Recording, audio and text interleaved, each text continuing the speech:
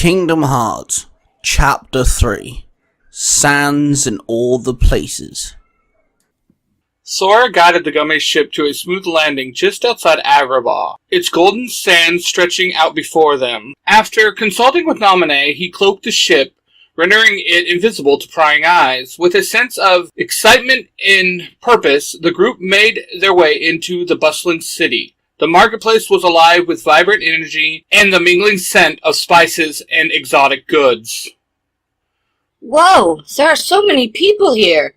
Naminé marvels, her eyes wide as she took in the colorful scene. Heh, looks like there might be a festival going on, Sora observed, noting the elaborate banners and decorations adorning the streets. Not a festival, young one, a nearby merchant interjected, his voice kind yet knowing.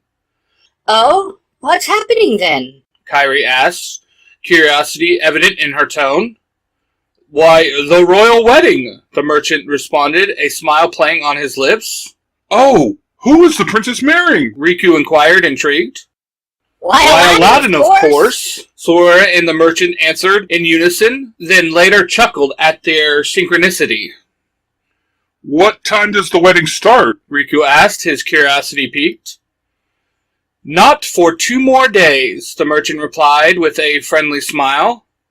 Hey, let's head to the palace and say hi to Aladdin and Jasmine, Sora suggested, his eyes gleaming with excitement. The others nodded in agreement, and with a renewed sense of purpose, they made their way through the lively marketplace, the towering silhouette of the palace guiding their steps as they ventured deeper into the heart of Agrabah.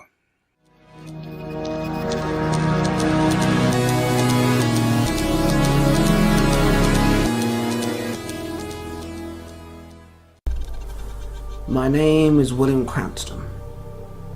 I know, you know that name pretty well if you're a Power Rangers fan. Well, my job is to sit in the land of that time and space, viewing different universes and hand-picking unique potential Rangers for a quest.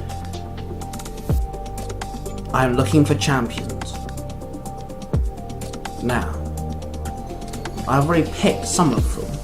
The Power Rangers Future Foundation, the Power Rangers Magnificent Megaforce.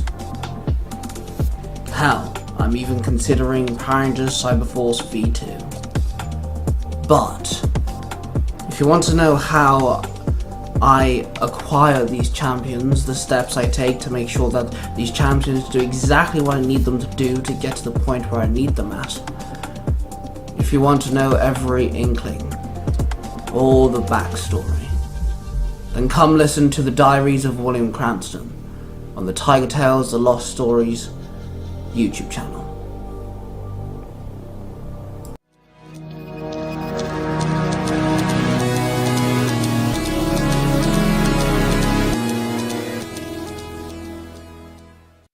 As the team made their way to the palace, the joyous sounds of the bustling market were abruptly interrupted by the unmistakable clamoring of battle echoing from a nearby alley, close to where Aladdin once lived.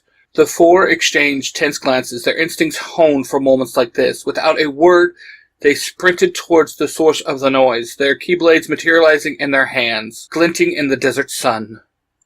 The narrow alleyway loomed up ahead, shadows flickering with the chaotic movement of combat. Sora, Kairi, Riku, and Naminé charged forward, ready to face whatever darkness awaited them, their hearts steeled for the unknown threat lurking in Agrabah's hidden corners. The 4 burst into the alleyway where Aladdin and the genie were locked in a fierce battle with a swarm of unversed. The chaotic energy of the fight crackled through the air, casting eerie shadows against the ancient walls. Hey Al, need a hand? Sora shouted, his voice cutting through the din as he and his friends plunged into the fray, their keyblades slicing through the dark form of the unversed. Hey, Sora, that would be great, Aladdin says, smiling at his old friend. With practiced precision, Sora, Kairi, Riku, and Naminé joined forces with Aladdin and the genie, their movements synchronized in a seamless dance of light and power against the echoing darkness. The alleyway echoed with the clash of weapons and the shouts of determination as they fought to restore peace to Agrabah. As Sora vanquished the last unversed, the group sighed in relief and took stock of their surroundings. With their enemies gone, the four let their Keyblades disappear and Aladdin sheathed his saber. "Thanks for the backup," Aladdin said, gratitude evident on his face. Genie flew over, scooping Sora into a bear hug. It's good to see you, kid. Hold on. Are you getting taller or am I shrinking? Genie, I'm a lot older than the last time we met. Sora replied with a chuckle as Genie set him down. Sora, are you going to introduce us? Kairi asked, her curiosity piqued. Oh, right. Sora smiled. Everyone, this is Aladdin and Genie. Aladdin, Genie, meet my friends, Kairi, Riku, and Namine. It's nice to meet you all. I wish it were under better circumstances, but thanks again for the help, Aladdin said, his gratitude sincere. Why don't you guys come with me to the palace? I know Jasmine would love to meet all of you. The group nodded in agreement, their spirits lifted by the successful battle and the promise of a warm welcome at the palace. Together they made their way through the bustling streets of Agrabah, anticipation building with each step toward the royal destination.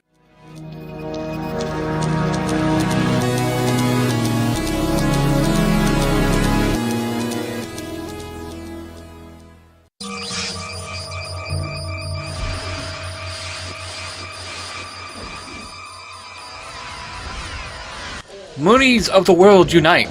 I am Cosplay Dude 637, and I've got a cosmic announcement for all you Sailor Moon enthusiasts out there. Get ready to experience the magic like never before with Sailor Moon E. A dark and malevolent force has returned, but so has a legendary force. The Knights of Heaven, Zoisite, Jedi, Nephrite, and Kunzite are back with new human bodies ready to protect their prince, aka Tuxedo Mask. Come, join Sailor Moon and her Sailor Guardians along with Tuxedo Mask and his Knights of Heaven as they embark on a celestial journey filled with intrigue, battle of cosmic proportions, and the resurge of an ancient power that could change everything. So, why should you tune in? Because Sailor Moon is not just a podcast, it's a portal into the enchanting world of Sailor Moon, where nostalgia meets new adventures. Subscribe now on your favorite podcast platforms. Search for Sailor Moon E and join me, Cosplay Dude 637, as we uncover secrets and embrace the magic that has captivated fans worldwide.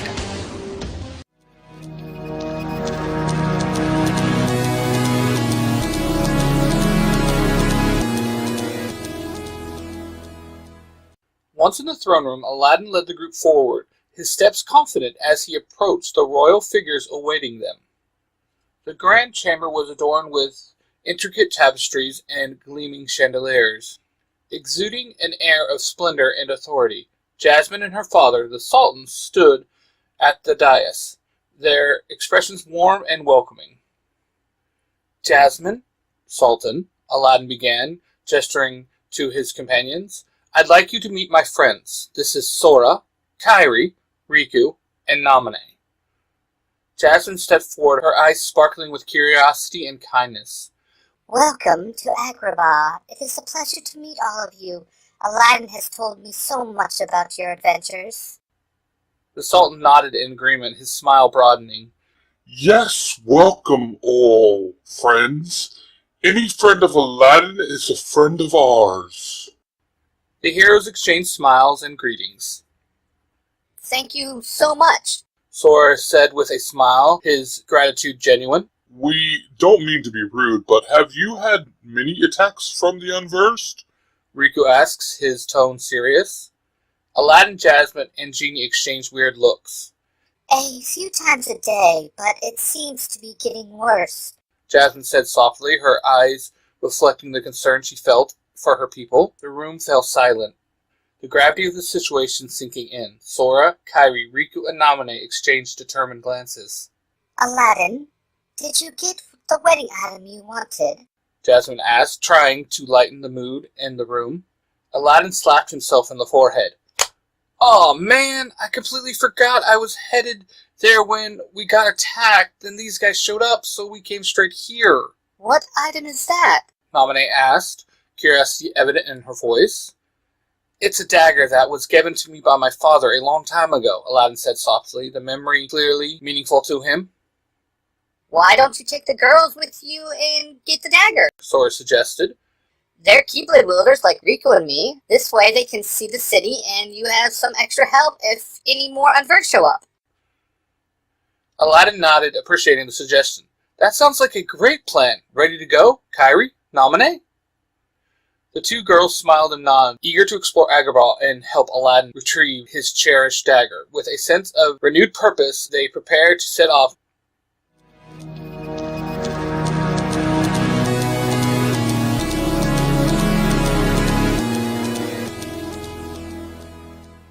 Do you ever wonder what would happen if you give a dad a podcast?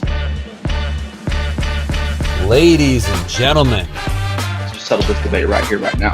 It's not even just the greatest PlayStation game. It's the greatest game ever. Not to toot my own horn, but exactly.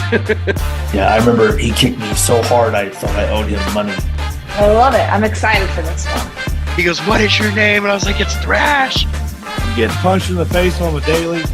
Man, this guy won't shut up. I wear that as a badge of honor. Yeah, I got knocked out cold in that match. It was awesome. So awesome. We make dogs sing.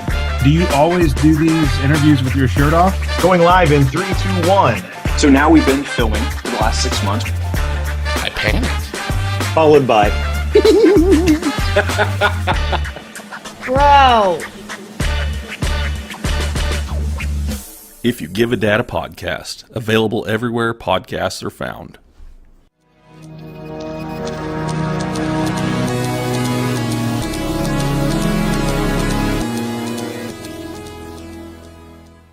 After taking the girls to some of the hotspots of the city, Aladdin led them to his old home, the rundown place he had once lived. The memories of his past mingled with the present as they approached the humble abode.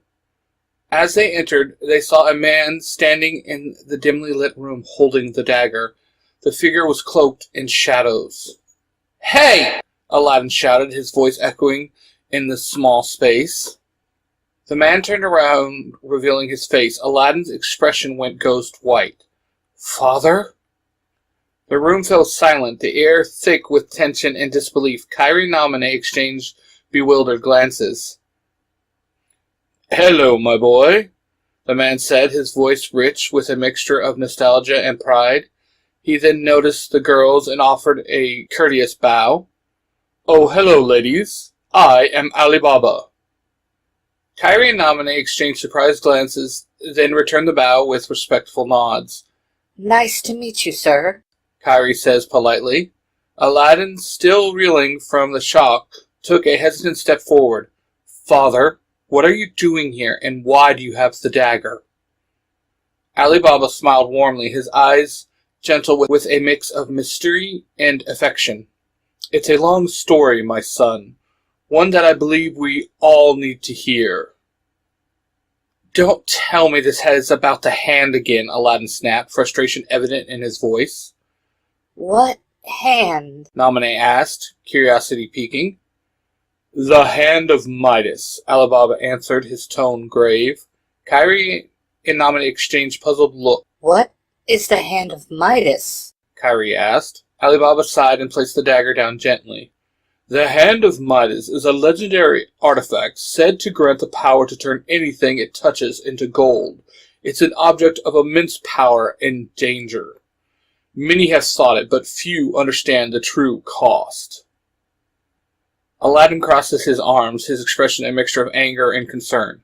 "My father has been chasing this legend for as long as I can remember.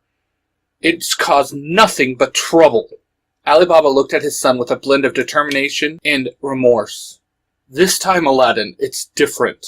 Aladdin glares at his father, frustration boiling over. "It's always different with you. There was always some other clue. This is why Mom left us." Alibaba's expression softened, pain flickering in his eyes. Aladdin, I know I have made mistakes, but this time it's truly different. The adverse threat is real, and it's tied to the hand of Midas. We have to act now. Kyrie stepped forward, placing a gentle hand on Aladdin's shoulder. Aladdin, we're here to help.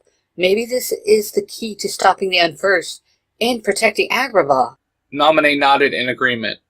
We should at least hear him out. If there's a chance we can stop this threat, we need to take it. Aladdin took a deep breath, his anger slowly giving way to the resolve of his friends. Fine, I'll listen. But it turns out to be another wild chase.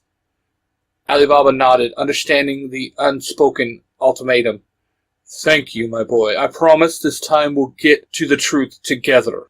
We should head back to the palace. The boys are going to need to hear this too, Kyrie suggested. The palace? Alibaba asked, surprise evident in his voice. Don't you know? Your son is marrying the princess, Naminé said with a smile. Alibaba's eyes widened in astonishment and pride. My son marrying Princess Jasmine? I had no idea. Aladdin managed a small smile, the tension easing slightly.